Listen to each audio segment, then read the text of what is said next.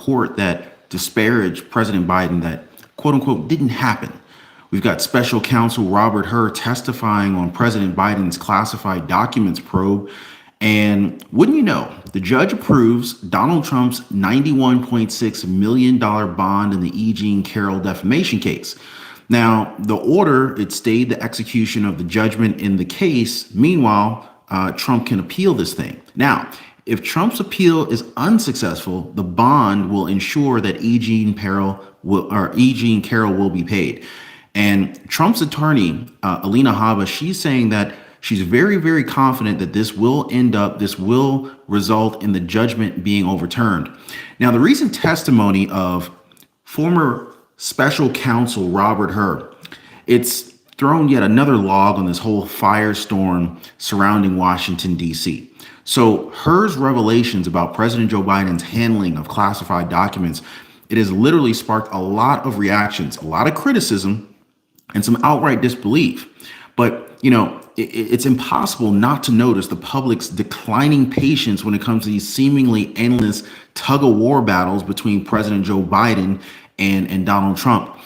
But you can't help but wonder, what if just for 24 hours, the media's relentless spotlight just shifted away from Biden and Donald Trump, right?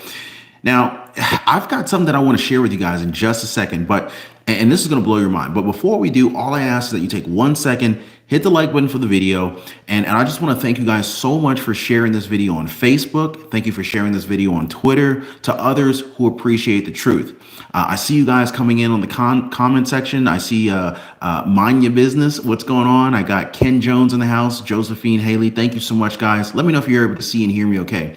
So why on earth would Robert Hur, with the weight of evidence seemingly on his side, refrain from charging anyone?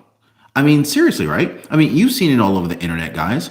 Cries of cover-ups and protection being shouted out left and right. I mean, the Democrats' argument of Biden's fitness for trial kind of strikes a chord of ironic readiness among critics and supporters alike. Meanwhile, you got questions lingering about the untouched ghostwriter that allegedly the alleged destroyer of evidence, right? Underscoring this narrative of selective accountability and the shield of high-profile personalities. So what's going on with this? Now, I got something I want to share with you guys right now. So listen to Robert Hur's testimony as he's getting grilled by Congress about President Joe Biden. Take a listen here. Politics played no part whatsoever in my investigative steps. You exonerated a conviction. I know that the term willful retention has a reasonable juror could have voted to convict based on the facts that you presented. Correct. Is it now okay if I take home top secret documents, store them in my garage, and read portions of them to friends or associates? I can do that now under this new doctrine? Again, Congressman, I wouldn't recommend that you do that. You've essentially said so in your report. And certainly it would be exculpatory if I simply told you, hey, I'm getting old. I don't remember stuff the way I used to. Did you have any reason to believe that President Biden lied to you? I do address in my report one response the president gave to a question that we had posed to him that we deemed to be not credible. And Mr. President, why did you share classified information with your ghostwriter, the president? I did not share classified information. I did not share it. I guarantee I did not. That's not true, is it, Mr. Hur? That is inconsistent with the findings based on the evidence in my report. Yes, it's a lie. It's just what regular people would say, right? He says inconsistent with his findings in his report. Like, isn't that just typical of politicians and attorneys?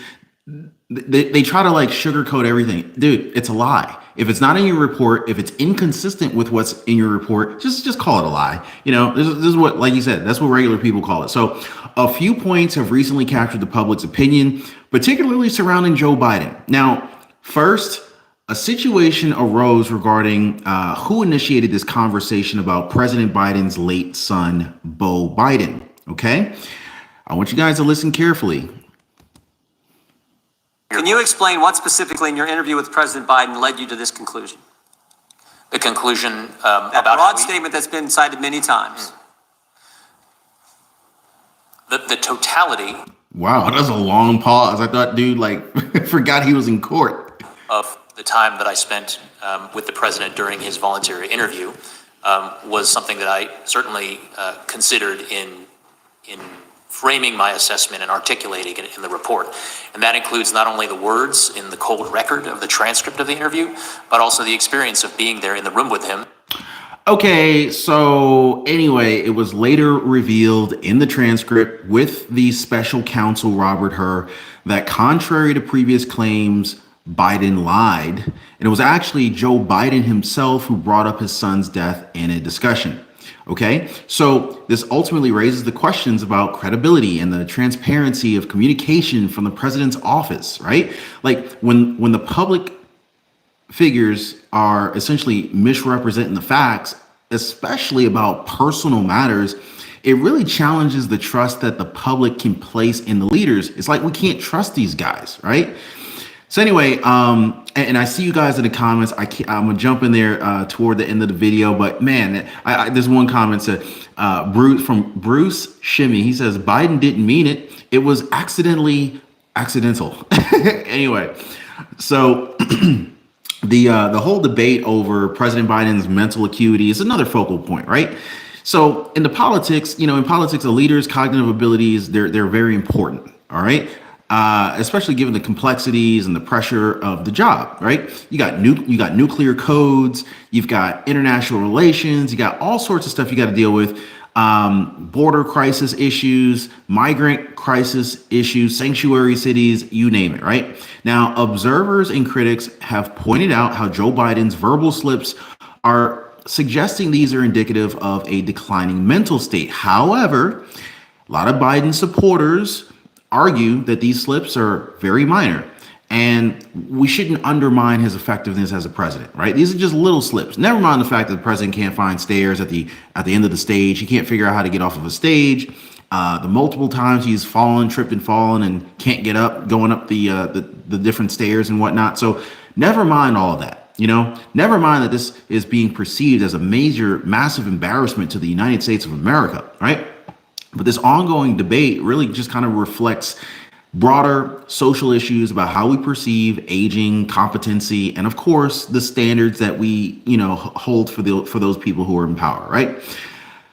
But the question is, should we have term limits and maybe some age limits on these people who are in office? What do you guys think? Should we have term limits? Like, what's the cap? Like, what's too old to be in office? Like, if you were to just say kind of like across the board, hey, regardless of how sharp you are, 65 years old is the max. Is it 70? Is it 75 years old? Is it 80? Is it 100 years old? Like, what's the number? Just comment down below. I want to see what you guys think about this. What is the number? How old? What's the cutoff for how old you can be running office? Whether it's a presidential position, senator, you name it, right? Anyway, so the discussion surrounding the special counsel Robert Hur's conclusion on President Biden's handling of the classified documents is adding another layer of complexity. And ultimately, is there not a security system that's in place to prevent the classified documents from being removed? Like, how do you just walk out the door with documents that are just so important without anybody noticing? Like, is it that easy? So where's the checks and balances, basically? Like, how do you just walk out the door? So anyway, Hur pointed out that while there was evidence of willful disclosure, he did not proceed with charges against President Biden. Now, I want to reiterate that.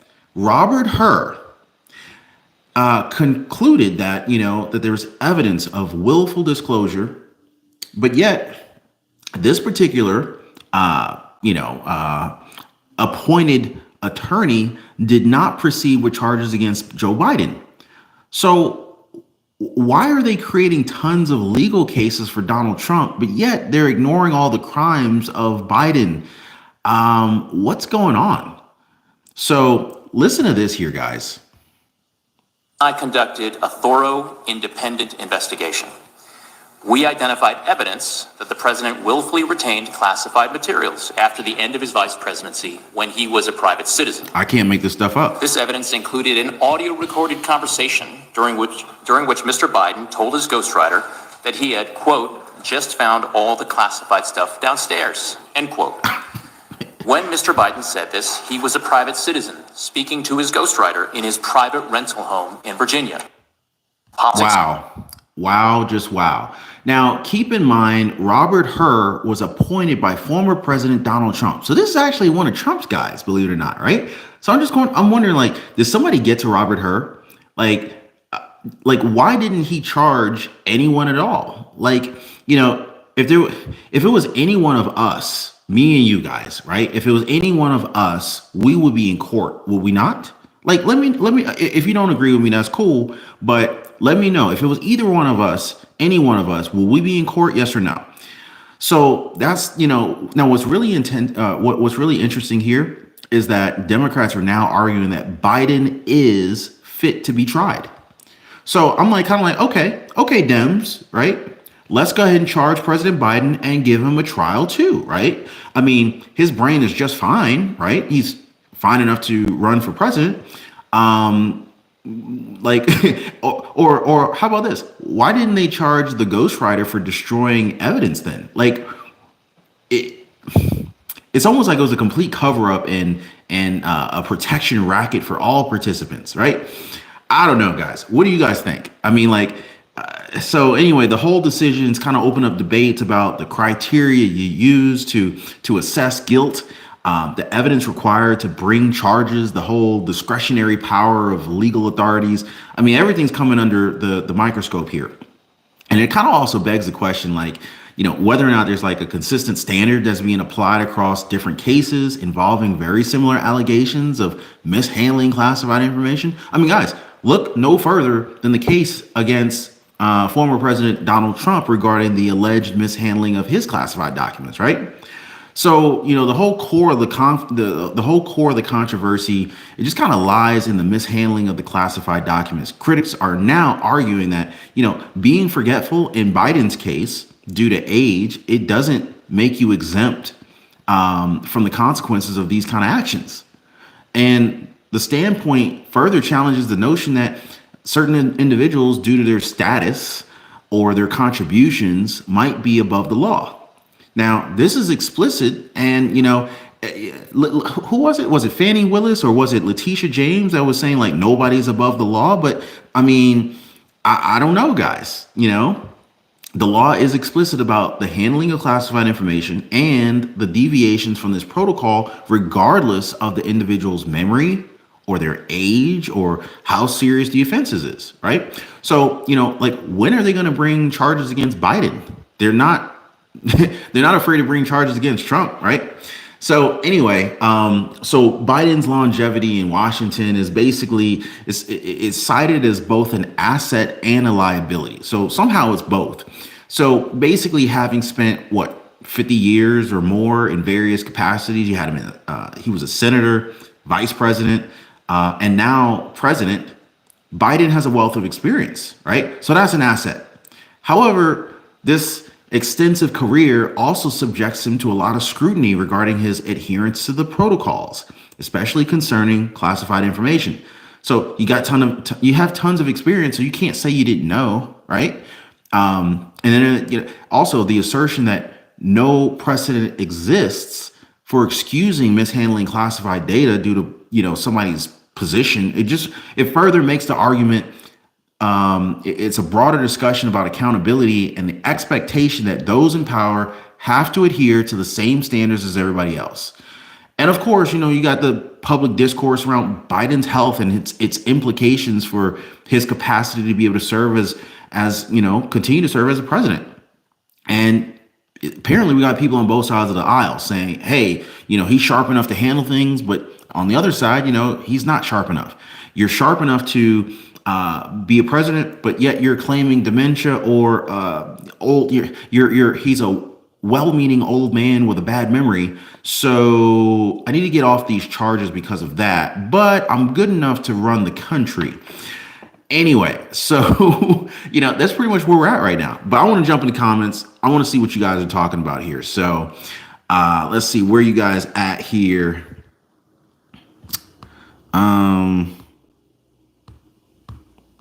So my comments. Oh, here we go.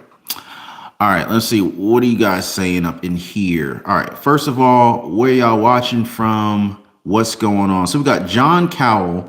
Yeah, you caught me live, dude. And thank you for digging the broadcast. Appreciate the support. Let's see. So we got Fed Up Patriot. We got Teresa Constantini. Didn't Clinton take them out in his socks? I'm pretty sure he did. Let's see. We got Mo Tai in here. We've got Paula Albrecht, mental decline, not years. Let's see. Free Truth says, how is this man our leader still? We've got Dapper Dingo in the house with the ghost emojis. Yeah, like, you know, how did the ghostwriter get off not getting charged? So that's a good question.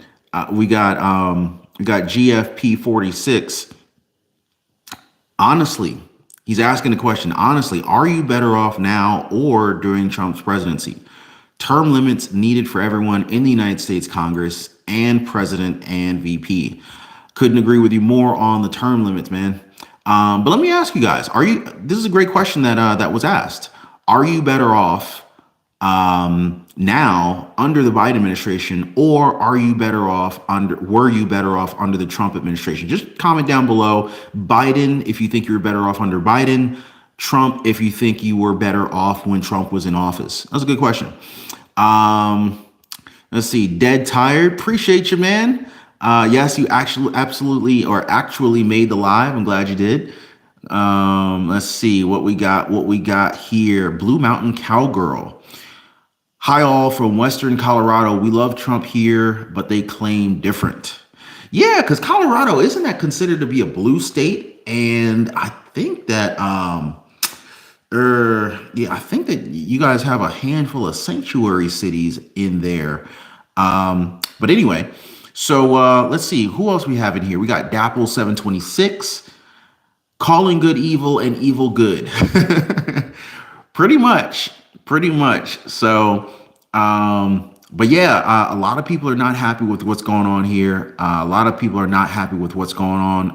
That, you know, Trump is facing an uphill battle against the administration that seemingly is picking and choosing the legal battles that they want to pursue. And it appears to be lopsided, at least to a lot of people. So I got a lot of people in here saying that they were better off under Trump compared to Biden. I mean, just look in the comments, guys. Look what people are saying. I was asking earlier, are you better off under the current Biden administration, which is fine if you are. Because like I said, you know, if you're for Biden, if you're for Trump, either way, you know, it's your decision. I just want to know what you guys think. Are you better off under Biden currently? And should Biden get another 4 years in office, or were you better off under the Trump administration? So I'm gonna just keep an eye on these comments and just see, you know, how many people are better off under Trump, how many people are better off under Biden. But yeah, I wanted to share that with you guys. I wanted to know what you guys think, because they're blowing the lid off this thing, and Robert Hur looks like he's he's leaking the truth about President Joe Biden, really, which is what you're supposed to be doing. You're under oath. You know, you're testifying in court. You're supposed to tell the truth. But anyway, if you haven't already, do hit the like button. Drop me a comment. I want to hear from you guys, and make sure to share this video on Facebook. Share this video on Twitter. Let's get the truth out here, guys. This is how we win our country back. Appreciate y'all rocking with me tonight.